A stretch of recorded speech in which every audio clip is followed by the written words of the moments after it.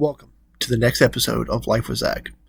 Today I'm going to start a series talking about my recent trip to Montana, which began with a visit to Glacier National Park.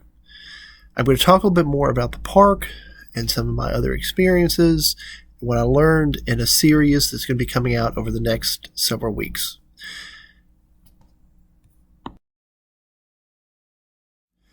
We're going to start our adventure into Glacier at Lake McDonald.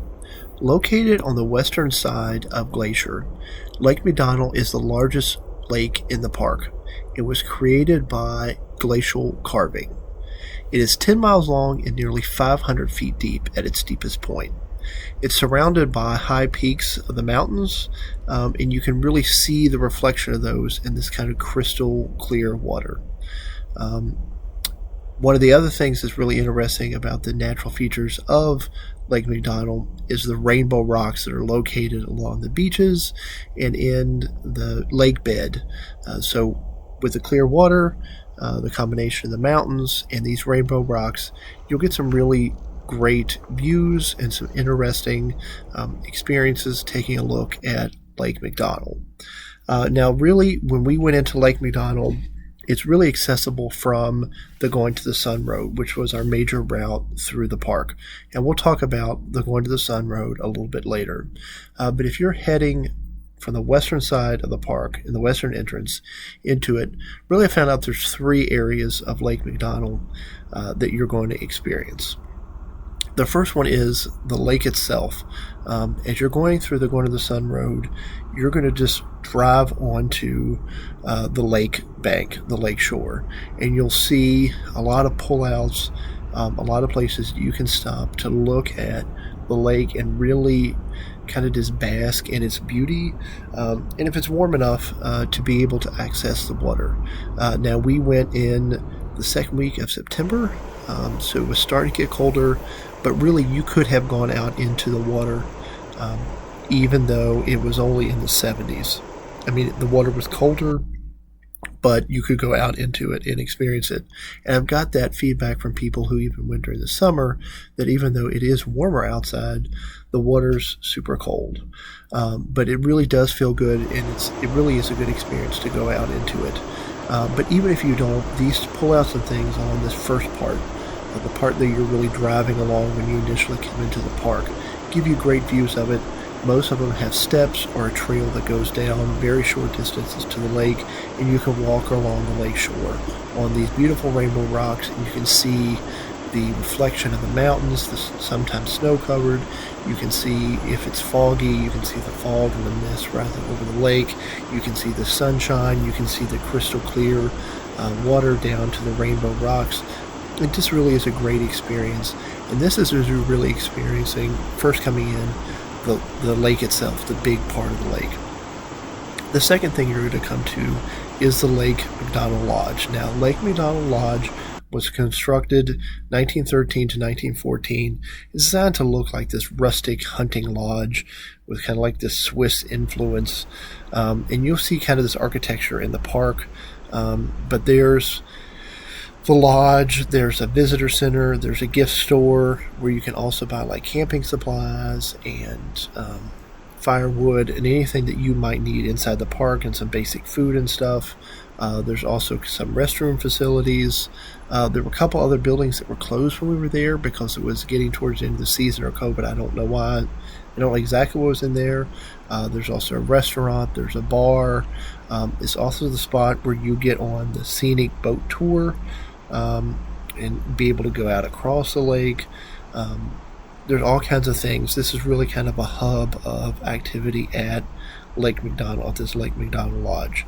A lot of people stay there. We didn't stay there, but I've heard that it is kind of nice. There's a campground area here, but I'll also warn it's one of the more crowded areas on Lake McDonald because the buses come into here. This is where people go to stay. It's, of course, where the amenities are. So there is a lot of crowds here, and you can walk out and get some good views. Like there's a little creek and a place where you can see the boat taking off from the dock and the mountains and stuff, but it's not as quiet, it's not as rustic. It's not as isolated and kind of connecting with nature as those spots that you're going to stop along the front or the first part of the lake. And while the lodge looks nice, it's really kind of this similar architectural style to a lot of national park lodges. So while it was a good experience, I did enjoy the first part of the lake much better than our visit to the lodge. The third thing that you're going to see that we stopped at is the McDonald Falls, which is actually where the lake starts. Avalanche Creek runs into and creates the lake.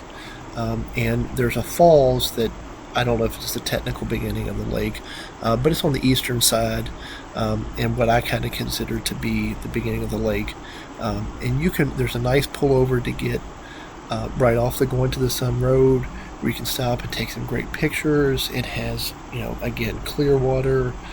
You can really see the falls. You can hear it. I mean, it really is this strong connection in with the scenic beauty of Glacier here at McDonald Falls. There's also a trail that leaves from the McDonald Lodge that you can hike over to it. I don't remember exactly what the distance is, but it is a relatively easy hike. Like, I saw a lot of people that were on this trail that probably hadn't hiked in a really long time, and were able to go out and really enjoy the falls. And you can, like I said, you can leave from the lodge, or there's a couple stopovers where you can get onto the trails as well, and they're marked as the McDonald's Falls. So if you want to check that out, that takes you to one side of the creek of the falls, and the other side is the Going to the Sun Road. I really think you would have probably a similar experience, but it's going to be fewer cars and less issues with parking, of course, if you're on the trail. I would say this was not a very crowded area for the park if you exclude the lodge. We didn't have any issues stopping. In fact, the lake part, the first part, when we stopped at all with the pullovers and things, there was really no other cars there. And at maximum, one of the ones we drove by had one vehicle. So, that was a very empty part of the park. As you get to Lake McDonald Lodge, it's more people, and that was the most crowded of this part. And then the McDonald Falls, because it is a scenic pullover, it's kind of one of the more famous ones. I think there were not a lot of people, but there were quite a few people there in this parking area. So again, I would definitely recommend stopping to look at Lake McDonald. If you check out these 3 points, you're going to have a good experience.